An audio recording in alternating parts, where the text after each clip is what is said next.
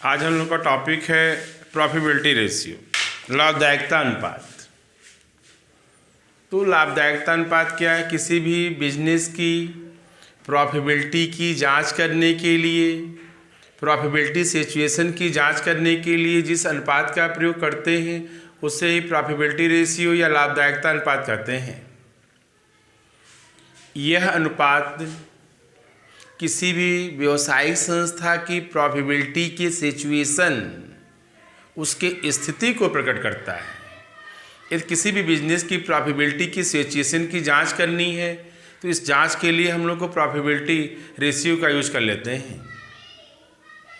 और profitability ratio का मतलब ये है, प्रॉफिटेबिलिटी पोजीशन का मतलब ये है कि किसी भी बिजनेस में यदि लाभ हो रही है तो वह लाभ अधिक है या कम है, ये इम्पॉर्टेंस नहीं है। इम्पॉर्टेंस ये है कि जो प्रॉफिट हमारी अर्न हो रही है, जो प्रॉफिट बिजनेस में कमाई जा रही है, वह प्रॉफिट लगाई गई पूंजी या जितनी क्वांटिटी हमारी सेल्स वैल्यूम है उसके अकॉर्डिंग वो संतोषजनक या सफिशिएंट है कि नहीं है। क्योंकि हर व्यवसाय का मुख्य उद्देश्य अधिक से अधिक लाभ कमाना है। केवल अधिक से अधिक लाभ कमाना ही संतोषजनक नहीं होगा। जैसे ए लिमिटेड की कैपिटल है 10 लाख रुपए और इसकी प्रॉफिट है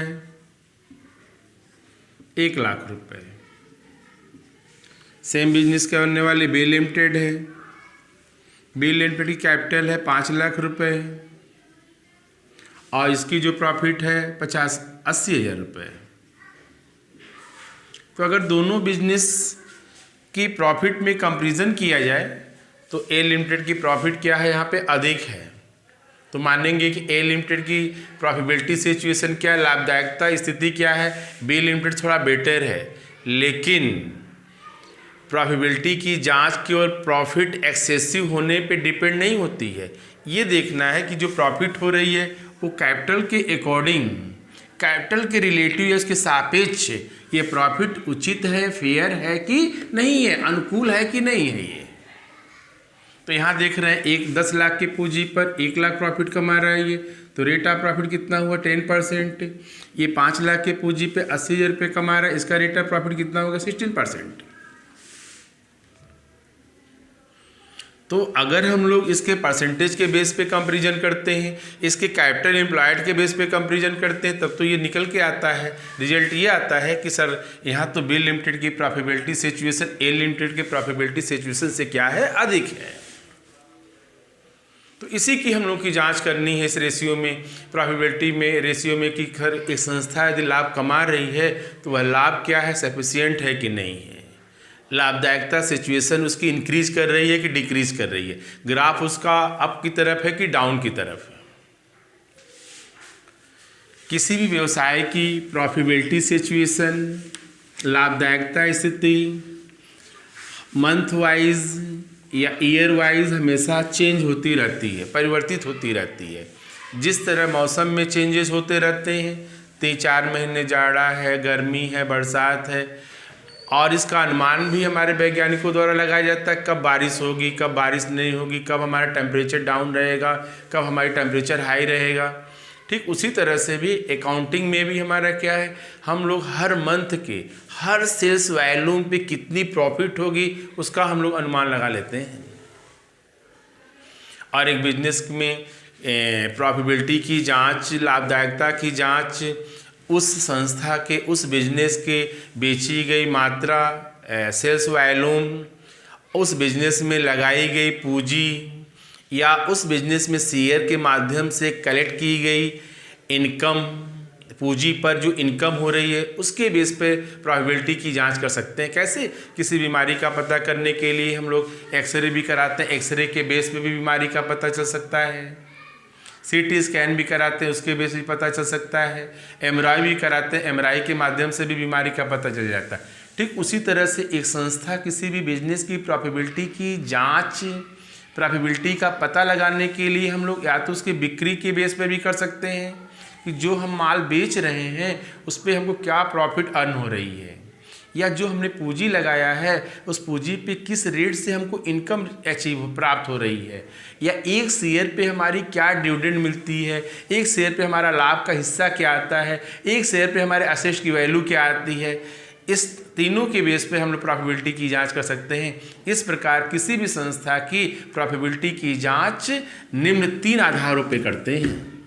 पहला हम लोग का है profitability ratio on the basis of sales, बिक्री पर आधारित लाभदायकता की जांच। दूसरा हम लोग का क्या है profitability ratio on the basis of capital employed, विनियोजित पूंजी, लगाई गई पूंजी के आधार पर लाभदायकता की जांच। तीसरा हम लोग का क्या है एक शेयर पे अर्न होने वाले इनकम के आधार पर लाभदायकता की जांच, profitability ratio on the basis of earn on share. चलिए स्टेप बाय स्टेप चलते हैं हम लोग। पहला हम लोग जांच चेक करते हैं कि सर वो कौन कौन से रेशियो हैं, प्रॉफिटेबिलिटी की रेशियो हैं जो सेल्स के बेस पर किसी संस्था की प्रॉफिटेबिलिटी की जांच करते हैं। सबसे पहला इसमें रेशियो आता है हम लोग का है ग्रॉस प्रॉफिट रेशियो, सकल लाभ अनुपात। सकल लाभ अनुपात क्या शो करता है, एक संस्था की ग्रॉस प्रॉफिट उसके सेल्स से कितनी परसेंटेज है, क्या उसका अनुपात है।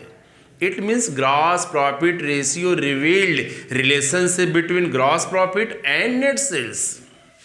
क्या फार्मूला हो जाएगा,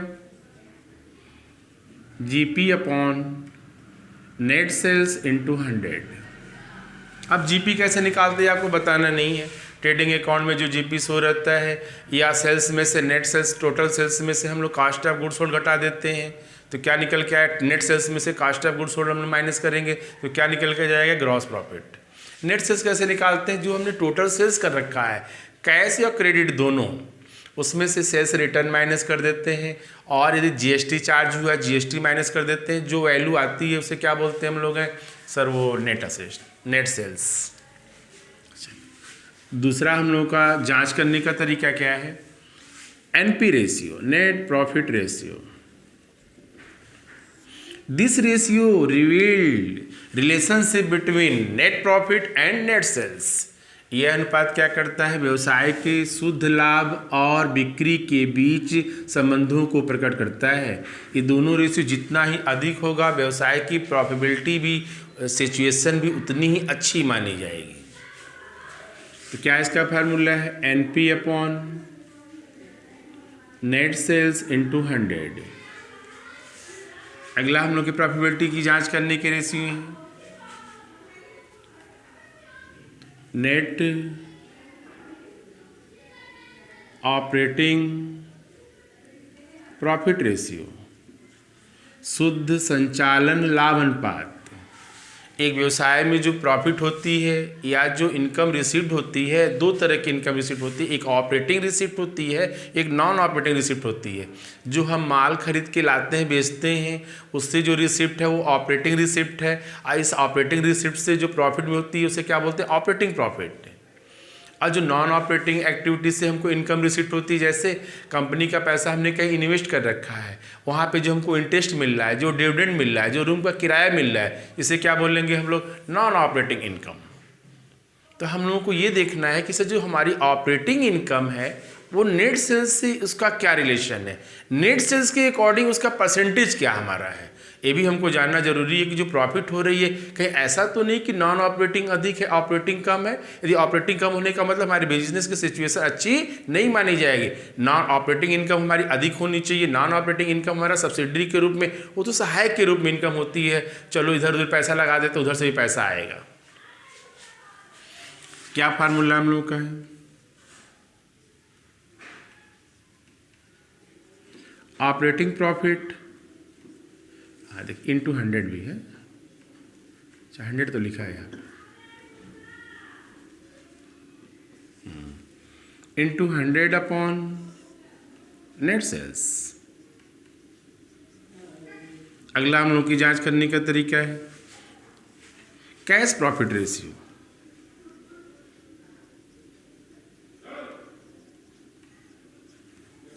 नगद लाभ अनुपात। नगद लाभ अनुपात क्या करता है, ये शो करता है ठीक है जो प्रॉफिट हो रही है सफिशिएंट है अधिक है कम है, हमको ये देखना है कि सर आप कैश प्रॉफिट कितना अर्न करते हो, क्योंकि ज़्यादा क्रेडिट उधार लगाना भी बिजनेस के लिए सही नहीं है। तो आपको कैश प्रॉफिट रेशियो से पता कर लेना है कि जो हम माल बेचते हैं उसमें से हमारी कितनी परसेंटेज हमारी कैश में रिसीव्ड हो जाती है, क्योंकि बिजनेस में जो कैश है सर उसका इम्पोर्टेंस उसी तरह से है जैसे किसी भी व्यक्ति के शरीर में जो ब्लड का रहता है। लिक्विडिटी जितनी अधिक होगी अपने बिजनेस की वर्किंग कैपिटल को अच्छे से हम लोग यूज़ कर पाएंगे, क्योंकि वर्किंग कैपिटल कैश से बनती है, वर्किंग कैपिटल ही कम रहेगा तो बिजनेस ऑपरेशन के सारे एक्टिविटीज़ क्या हो जाएंगे, डाउन हो जाएंगे, स्लो हो जाएंगे, धीरे हो जाते हैं। तो कैश का होना सबसे ज़रूरी है हमारे पास है। तो इसके लिए हम लोग क्या करते हैं, कैश प्रॉफिट रेशियो का यूज़ कर लेते हैं कि जो प्रॉफिट हम प्राप्त कर रहे हैं, अचीव कर रहे हैं, उसमें कैश के रूप में कितनी प्रॉफिट हर साल हम कमा लेते हैं।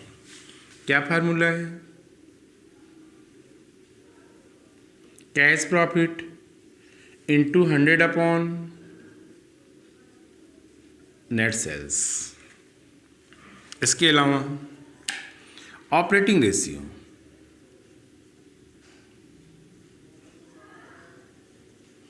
ऑपरेटिंग रेशियो ये शो करता है, ये रिवील करता है कि सर एक बिजनेस के नेट प्रॉफिट अर्न करने में टोटल कितने हमारे खर्चे होते हैं।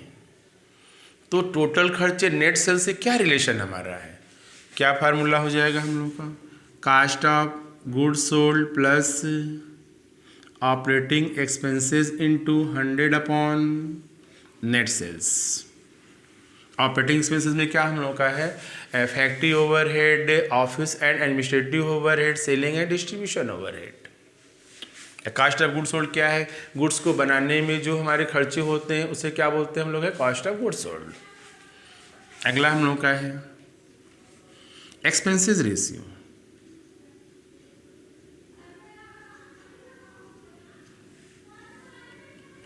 एक्सपेंसेस रेशियो क्या है, किसी भी गुड्स के प्रोडक्शन करने में मटेरियल कॉस्ट है, लेबर कॉस्ट है, डायरेक्ट एक्सपेंसेस कॉस्ट है, फैक्ट्री कॉस्ट है, सेलिंग एंड डिस्ट्रीब्यूशन के कॉस्ट है, ऑफिस एंड एडमिनिस्ट्रेशन के कॉस्ट है। तो ये सारे खर्चे सेल्स से क्या इनका रिलेशन, हमको ये भी जानना है कि जो मटेरियल हमारा यूज हो रहा है वो सेल्स का कितना परसेंट है, जो हमारे फैक्ट्री ओवरहेड चार्ज हो रहे हैं, ये जो selling and distribution over charge हो रहा है वो सेल्स का कितना परसेंट है, कहीं एक्सेस तो नहीं है, एक्सेसिव तो नहीं है। तो इसके लिए हम लोग क्या करते हैं, एक्सपेंसेस रेशियो का यूज कर लेते हैं। क्या फार्मूला है, expenses into 100 upon net sales. ये रेशियो सिर्फ एक प्रोडक्शन में किए जाने वाले जितने भी एक्सपेंसेस हैं, बिजनेस को ऑपरेट करने में जितने भी एक्सपेंसेस इनकर्ड होते हैं उन सारे एक्सपेंसेस का रिलेशन सेल्स के साथ बताता है। ये था हमारा profitability ratio on the basis of sales. तो किसी भी संस्था के बिक्री के आधार पर लाभदायकता की जांच करने के लिए हम लोग gross GP ratio, NP ratio, net operating profit ratio, cash profit ratio, operating ratio, expenses ratio का यूज़ कर लेते हैं। अब आते हैं जांच करने का और भी तरीके हमारे पास हैं। सर कैपिटल एम्प्लॉयड के बेस पे कैसे जांच होती है। कैपिटल एम्प्लॉयड का मतलब कि एक बिजनेस जितने कैपिटल से रन करती है, जितनी पूंजी लगाई जाती है बिजनेस में, उसे हम लोग क्या बोलते हैं, कैपिटल एम्प्लॉयड। और कैपिटल कहाँ से कलेक्ट करते हैं सर, वो इक्विटी शेयर इशू करके हम लोग कैपिटल कलेक्ट करते हैं, प्रेफरेंस शेयर इशू करके कैपिटल कलेक्ट करते हैं, डिवेंचर इशू करके कलेक्ट करते हैं, बैंक से लोन लेके कलेक्ट करते हैं। तो इन लोगों का जो पैसा लगा हुआ है बिजनेस में, उसी पैसे से हमारा बिजनेस रन कर रहा है। इस कैपिटल को ही क्या बोलते हैं हम लोग हैं, कैपिटल एम्प्लॉयड, विनियोजित पूंजी। तो हमको ये भी देखना है कि जो पूंजी लगी है उसके अकॉर्डिंग जो हमारी प्रॉफिट अर्न हो रही है, जो प्रॉफिट हम कमा रहे हैं सर, वो संतोषजनक है कि नहीं है, उचित है कि नहीं है। अभी क्या देख रहे थे सर, जो हमारी प्रॉफिट हो रही है वो बिक्री के सापेक्ष या रिलेटिव वो उचित है या फेवरेबल है कि नहीं है, इसकी जांच के लिए on the basis of sales का यूज किए। अब देखना है कि सर लगाई गई पूंजी के बेस पर सर वो हमारी जो रेट ऑफ रिटर्न है, जो हमारी प्रॉफिट अर्न हो रही है, net profit during the year है, वो सफिशिएंट है, संतोषजनक है कि नहीं है। तो कैपिटल एम्प्लॉयड के बेस पे प्रॉफिटेबिलिटी की जांच करने के लिए हम लोग क्या करते हैं, कुछ फार्मूले का यूज़ कर लेते हैं। पहला फार्मूला हम लोग का है रिटर्न ऑन कैपिटल एम्प्लॉयड, विनियोजित पूंजी पर प्रत्यय। क्या फार्मूला हम लोग का है?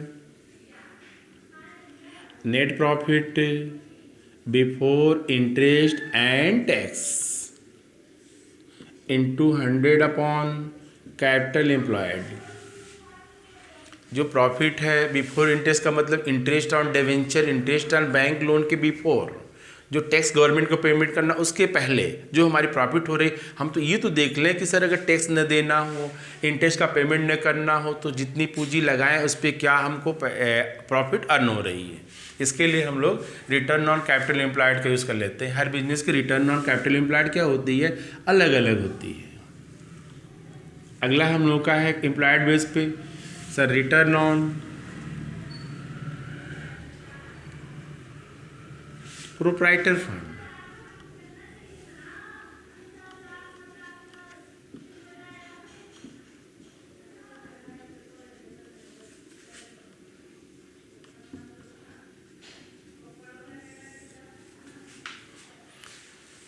स्वामित्व कोष, स्वामित्व मतलब प्रोप्राइटर फंड में कौन है? शेयर होल्डर है। शेयर होल्डर कौन कौन से? इक्विटी शेयर होल्डर है, प्रेफरेंस शेयर होल्डर है। सर इक्विटी शेयर होल्डर और प्रेफरेंस शेयर होल्डर पे जो हमारी प्रॉफिट है वो क्या, उसकी सिचुएशन हमारी क्या है, क्या वो सफिशिएंट है कि नहीं है? इसके लिए क्या फार्मूला है? Net profit after interest and tax upon proprietor fund.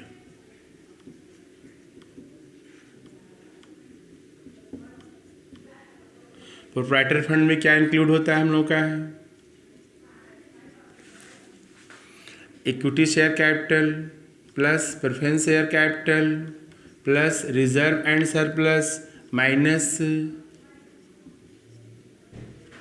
Fictitious asset, कृत्रिम संपत्तियां घटा देते हैं हम लोग। या और भी फार्मूले हैं on the basis of asset side से हम लोग का है total asset minus outside liability. Outside liability में क्या हम लोग का है? लॉन्ग टर्म लाइबिलिटी और शॉर्ट टर्म लाइबिलिटी दोनों घटा देते हैं हम लोग। Long term short term, long term debenture हो गया, बैंक लोन हो गया, शॉर्ट टर्म क्रेडिटर वेटर हो गए हमारे, है ना। तो ये हम लोग का निकालने का तरीका है प्रोप्राइटर फंड का। तो प्रोप्राइटर फंड पे यानी कि शेयर होल्डरों के कोष पर क्या हमारी प्रॉफिट है, इसके लिए हम लोग जांच कर लेते हैं रिटर्न ऑन कैपिटल एम्प्लॉयड।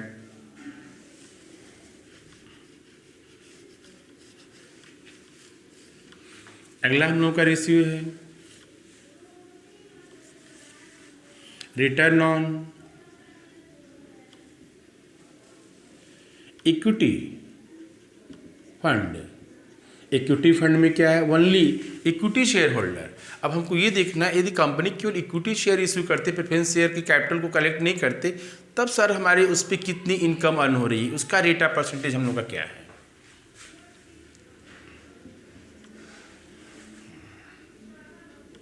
क्या फार्मूला है? Net profit after interest tax and preference share dividend into 100 upon equity fund. Equity fund कैसे निकालते हैं हम लोग हैं? Sir equity share capital plus reserve and surplus minus fictitious asset. या ऐसे कहिए प्रोप्राइटर फंड में से क्या घटा देंगे? सर वो प्रेफरेंस शेयर कैपिटल। तो क्या निकल के आ जाएगा? Equity share. प्रोप्राइटर फंड में दोनों इंक्लूड रहते हैं, इक्विटी शेयर प्रेफरेंस शेयर दोनों। प्रेफरेंस शेयर निकाल देंगे तो जो बचेगा क्या कहलाएगा? सर इक्विटी फंड कहलाएगा। समता अंशधारियों का क्या है? आगे हम लोग का है, ये हम लोग का रेशियो था रिटर्न कैपिटल एम्प्लॉयड के बेस पे हम लोग लगाई गई विनियोजित पूंजी के बेस पे return on capital employed, return on proprietor fund, return on equity fund के बेस पे प्रॉफिटेबिलिटी की जांच कर लेते हैं। अब आते हैं थर्ड हम लोग का है कि सर एक अंशों पे क्या आपको इनकम मिल रही है, उस इनकम को भी ध्यान में रखते हुए किसी भी कंपनी की लाभदायकता की जांच कर सकते हैं। इसके लिए किस रेशियो का यूज करते हैं देखते हैं हम लोग। सबसे पहला हम लोगों का है ईपीएस, अर्निंग पर शेयर,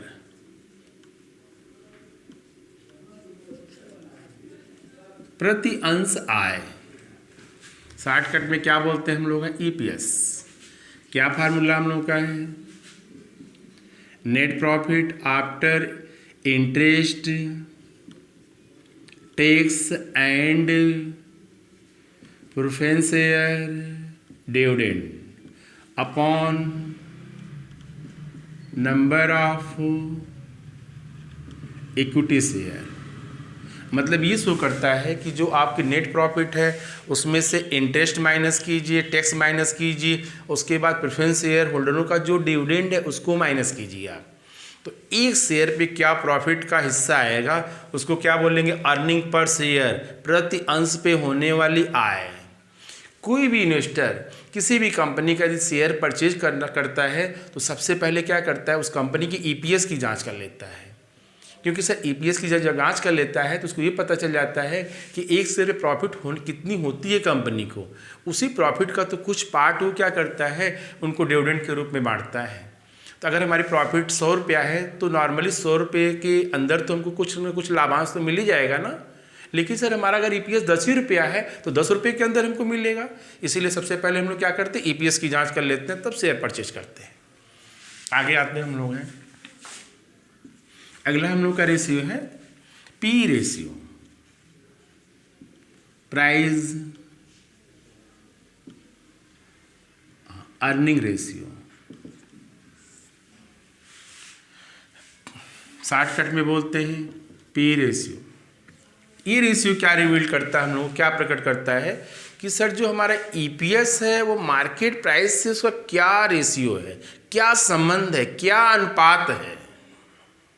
जैसे मार्केट प्राइस का मतलब ये है कि सर मार्केट में स्टॉक एक्सचेंज के माध्यम से क्या रेट शो किया जा रहा है, कैसे मार्केट में चल रहा है। 50 रुपये हमारी कंपनी का ईपीएस है सर 10 रुपये, इसका मतलब हमारा मार्केट प्राइस क्या है? हमारे ईपीएस के 5 टाइम्स 5 गुना अधिक है, ये तो बेटर माना जाएगा ना।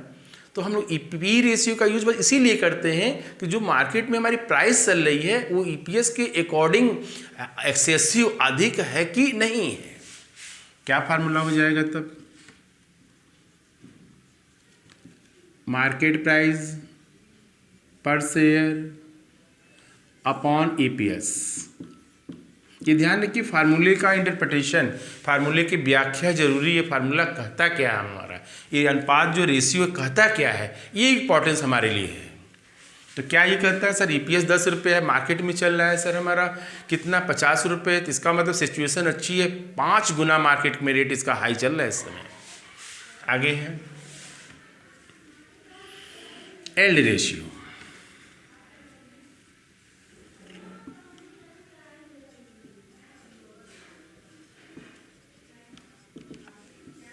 एल्ड रेशियो क्या है कि सर जो हमारी प्रॉफिट है ये प्रॉफिट जो है मार्केट प्राइस से कितना परसेंट है। तो अर्निंग एल्ड रेशियो, तो ईपीएस अपॉन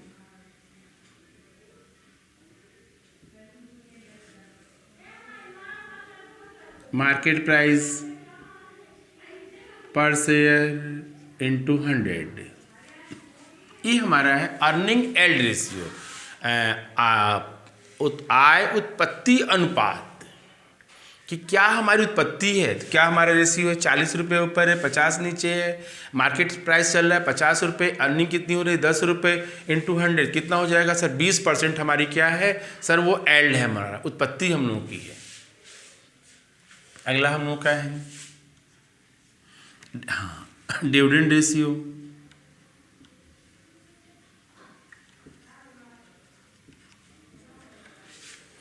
ये देखते हैं हम लोग एक अंशों पे कंपनी कितना लाभांश देती है। तो पहले टोटल लाभांश कितना देती है, equity share dividend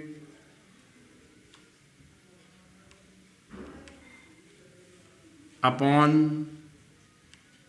number of equity share. इसका मतलब हो गया जैसे कि कंपनी ने 50,000 डिविडेंड बांटा है, कितने शेयर हमारे पास हैं 1,000 टोटल शेयर है, तो डिवाइड कर दिया एक अंशों पे कितना डिविडेंड मिल रहा है हम लोग 50 रुपये। तो हम तो यही जांच कर ही रहे हैं कि सर एक अंश पे क्या मार्केट वैल्यू से रिलेशन है, एक अंश पे क्या प्रॉफिट का रिलेशन है, एक अंश पे क्या हमारा डिविडेंड मिल रहा है, ताकि हमको ये पता चल जाए इसके बेस पर कि कंपनी की प्रॉफिटेबिलिटी सिचुएशन सही है या नहीं है। ये था हम लोग का प्रॉफिटेबिलिटी रेशियो। किसी भी संस्था की लाभदायकता जांच करने के लिए फार्मूले थे। 3 बेस पे फार्मूला था इसका। एक on the base sales base पे था हम लोग का, दूसरा कैपिटल एम्प्लॉयड था हम लोग का, तीसरा क्या था, अर्निंग शेयर के बेस पे था। On the basis of sales के रेस पे हमारा GP/NP रेशियो था, रिटर्न ऑन कैपिटल एम्प्लॉयड था, इसमें हम लोग का EPS/PE रेशियो और एल्ड रेशियो हम लोग का था। इस तरह इस रेशियो का यूज़ करके हम लोग किसी भी कंपनी के किसी भी व्यवसाय की लाभदायकता की जांच कर लेते हैं। तो आज का टॉपिक हम लोग का कंप्लीट होता है। अगले टॉपिक में हम लोग मिलते हैं कि किसी भी कंपनी की फाइनेंशियल पोजीशन रेशियो, किसी भी कंपनी की परफॉर्मेंस या एक्टिविटी रेशियो। वीडियो अच्छा लगे तो ज़रूर लाइक कीजिए, सब्सक्राइब कीजिए। Thank you.